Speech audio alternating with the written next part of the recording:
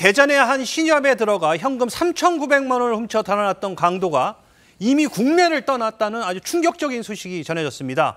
아니, 경찰이 쫓고 있었던 상황인데 이미 출국한 상태였다? 아니, 어디로 어떻게 도망간 거예요? 그렇습니다. 이 40대 용의자는요, 지난 18일 대전의 한 신협에 들어가 소화기 분말을 뿌리고요, 흉기로 직원을 위협한 뒤에 현금 3,900만 원을 빼앗은 뒤 훔친 오토바이를 타고 그대로 도주했습니다. 사건 이틀 뒤인 지난 20일, 그런데 인천국제공항을 통해 베트남 다낭으로 출국한 것으로 지금 확인이 되고 있는데요. 택시를 타고 대전까지 이동했던 이 용의자는 범행을 저지른 뒤에는 훔친 오토바이를 타고 도주한 것으로 파악이 됐고요. 이후 오토바이를 버립니다. 그리고 그 이후에 도보, 택시 등 다양한 수단을 이용해서 공항까지 이동한 것으로 보입니다. 아니 뭐 경찰도 그렇고 이 언론도 지켜보고 있었는데 이 몰래 밀항을 한 것도 아니고 어떻게 공항에서 멀쩡하게 출국할 수 있었다는 겁니까? 네, 일단 경찰은 지난 20일경에 이 A씨에 대한 신원을 파악할 수 있는 일부 단서를 이제 발견을 했고 그 이후에 추가 확인을 거쳐서 바로 어제인 월요일 최종적으로 신원을 특정을 했습니다.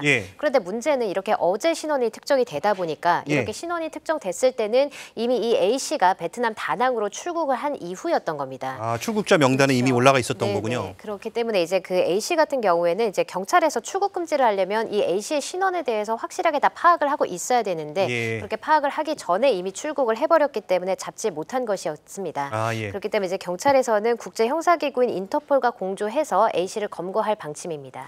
이 도주한 용의자가 이 수사에 혼선을 줄 만큼 굉장히 상당히 좀 주도 면밀했잖아요. 이동 수단을 아주 복잡하게 이용했는데 오토바이 2대하고 차량 1대를 번갈아 가면서 이동을 했던 거예요. 이거 CCTV 하도 많으니까. 복잡하게 이동을 했고 그다음에 특히 범행 장소로 갈 때는 흰색 오토바이를 탔었는데 그 오토바이가 훔친 거거든요. 근데 그 오토바이를 훔칠 때도 자신의 신원을 드러내지 않기 위해서 그때가 여름 날씨였는데 30도가 넘는 날씨였는데도 지금 저렇게 어슬렁어슬렁거리네요. 등산 점퍼에 모자에 마스크까지 그렇게 몸을 꽁꽁 싸매면서 자기를 감췄고 나중에 또 이동 수단을 바꿀 때도 옷, 모자, 마스크를 모두 바꿀 정도로 용의 주도하게 도주했다고 합니다.